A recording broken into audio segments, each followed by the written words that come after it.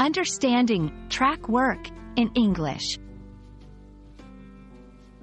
Hello everyone, and welcome.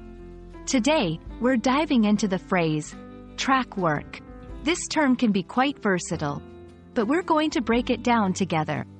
So, let's get started and track the meaning of track work. When we hear track work, the first thing that might come to mind is physical labor on railway tracks.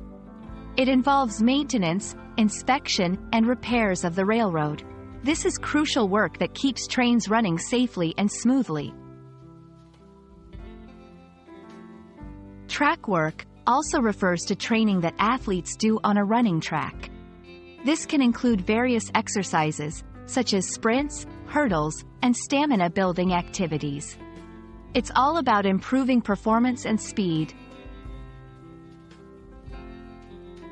Beyond the literal sense, track work can be used metaphorically.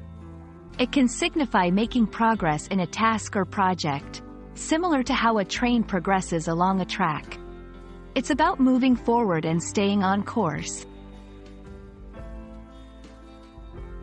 In the world of music, track work can mean the process of laying down different instrumental or vocal parts of a song during recording.